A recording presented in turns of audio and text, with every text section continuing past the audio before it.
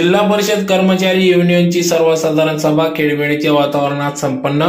याबाबत वृत्त अशी की आज दिनांक 5 जुलै 2024 रोजी दुपारी 3 वाजता कल्याण भवन या ठिकाणी जिल्हा परिषद कर्मचारी युनियनचे अध्यक्ष दिनेश महाले यांच्या अध्यक्षतेखाली सदर बैठक घेण्यात आली। यावेळेस राज्य प्रदेशाध्यक्ष बलराज मगर यांच्या उपस्थितीत सदर ही बैठक घेण्यात आली।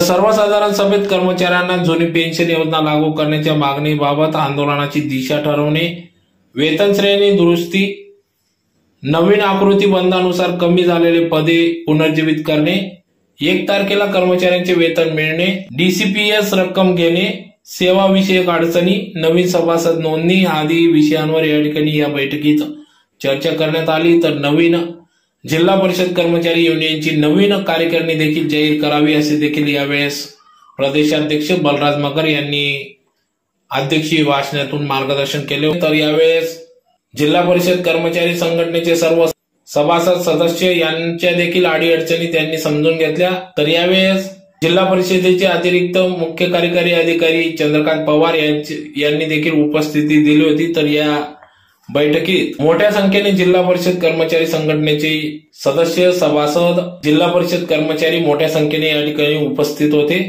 तर या जिल्हा परिषद कर्मचारी युनियनचे सर्वसाधारण सभेसाठी अध्यक्ष दिनेश महाले, जनरल सेक्रेटरी दीपक महाले व सर्व कार्यकारिणी यांनी या कार्यक्रमासाठी सर्वसाधारण सभेसाठी अथक परिश्रम घेतले। जिल्हा परिषद कर्मचाऱ्यांचे प्रश्न हाताळण्यासाठी राज्यातील एकमेव संघटना त्या कामामध्ये स्थापन झाली आणि त्या काळामध्ये जिल्हा परिषदेमध्ये असे विविध संवर्ग नव्हते आणि म्हणून जिल्हा परिषद कर्मचारी युनियन असं नाव या युनियनला देण्यात आलं। त्या काळामध्ये आपल्या संघटनेचे प्राथमिक शिक्षक देखील सदस्य होते,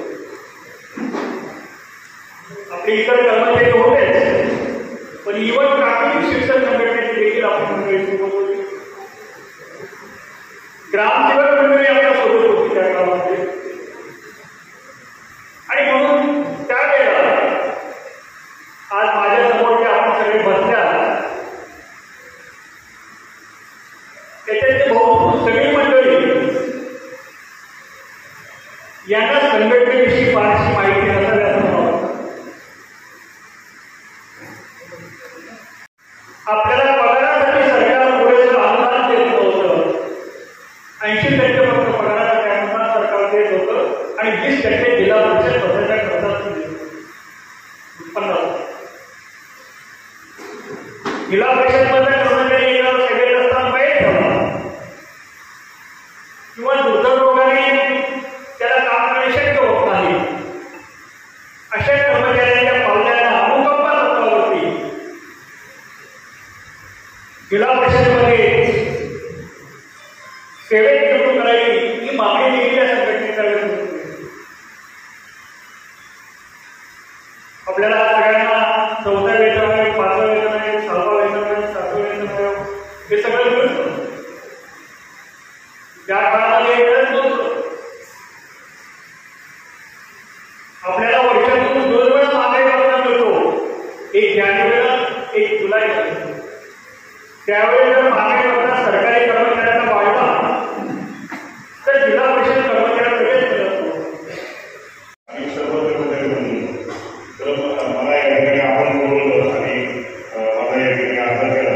तर तुमच्या सभेमध्ये मी आदरपूर सारख्या या ठिकाणी आदर वाटतोय, परंतु ज्यावेळेस विषय पत्रिका एक आदरपूर अधिकार नाही अशा बैठका राज्यस्तरावर ज्यावेळेस आमच्या राज्यामध्ये संघटना घेतात त्यावेळेस त्या ठिकाणी राज्याच्या मुख्य सचिवांना आणि इतर सचिवांना सुद्धा बोलावलं होतं तिथं मंत्रालयामध्ये, जेणेकरून संघटनेचे प्रश्न त्यांच्यापर्यंत जातात। त्यामुळे इथं खरं तर जीएडीचे ब्रिटिश लोक किंवा आमच्याकडे आले तर काही वावलं नाही, तुमच्या संघटनेचे विषय तुमचे विषय तुम्ही तुमच्या पद्धतीने मांडतात, परंतु इथं त्यांना बोलवल्यानंतर आम्हाला देखील ग्रॅव्हिटी मिळते तुमच्या विषयांची आणि तो विषय कसा पद्धतीने चांगल्या पद्धतीने आम्ही त्या ठिकाणी प्रयत्न करू शकतो।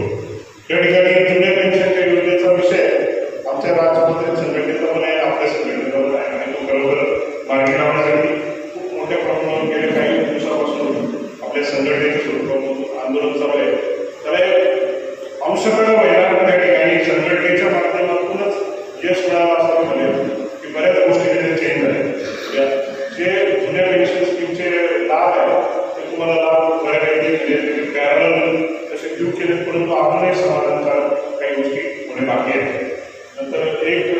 तारीख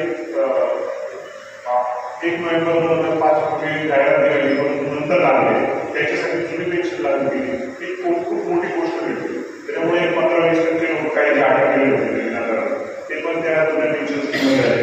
परंतु अपेक्षा आहे की शासनाने जरी केलं तर जुनी पेन्शन शासनाला लागू होईल. पण तो वेतन तुटीचा विषय मांडला खूप महत्वाचा आहे. त्या ठिकाणी त्यांनी ती उतरण्यास सांगितली किंवा चढत सांगितली. कनिष्ठ साहेब कनिष्ठ प्रशासन अधिकारी साहेब, परंतु आणि याचं कम्पॅरिझन इतर डिपार्टमेंटच्या विशेषतः महसूलमध्ये ज्या पद्धतीने अतिशय सुव्यवस्थित पद्धतीने त्यांना प्रमोशन मिळतं तसं आपल्याकडे होतं दिसत नाही. पण निदान त्यांना काहीतरी अधिकार दिले पाहिजे. अधिकार दिले तर त्या पदाला तो चांगला न्याय देऊ शकतो आणि तिथं यायला आणि एफिशियन्सी वाढू शकते. याचं डिसेंट्रलायझेशन काही कामाचं करता येईल का त्याच्याबद्दल संघटना चांगल्या पद्धतीने ग्रामविकास विभागाकडे मांडते आहे आणि त्याला पण यश देणं आवश्यक आहे. हा अतिशय महत्वाचा 4 नंबरचा विषय आहे. वाहन चालक आणि परिचर यांची भरती प्रक्रिया करणे. आता परिचर संघटना मला विषय बरोबर आहे माहिती नाही पण मी थोडंसं बोलता येतं. परिचर संघटना शासनाकडे गेली ग्रामविकास विभागाला, त्यांनी सांगितलं की आम्हाला प्रमोशन जास्त मिळालं पाहिजे. पूर्वी 25% ते 50% पण शासनाने 50% तुम्हाला देऊ, परंतु तुमचे 25% पद हे बेपरत करू असं त्या ठिकाणी निर्णय घेतला. म्हणजे शासनाचं काय म्हणलं की तुमचं आम्ही प्रमोशन करून देतो परंतु परिचय कमी देऊ. तर तो त्या निर्णयाचा खरा फटका आता कार्यालयाला बसतोय.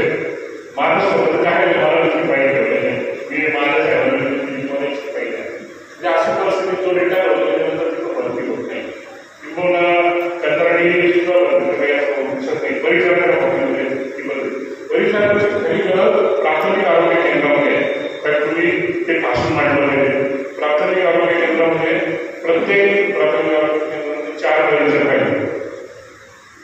3 आणि 1 म्हणजे महिला आणि 1 किमान पुरुष पाहिजे असं काही निकष आहे आकृतीमध्ये. आज राज्याचा प्राथमिक आरोग्य केंद्रात सुद्धा 2 परिसरापेक्षा ॲव्हरेज जात नाही.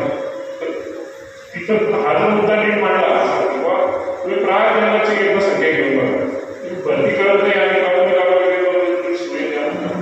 परिचर का गरज आहे त्याला काम काही नाही असं वाटतं परंतु तो गरजेचा आहे उपलब्ध राहणार आहे.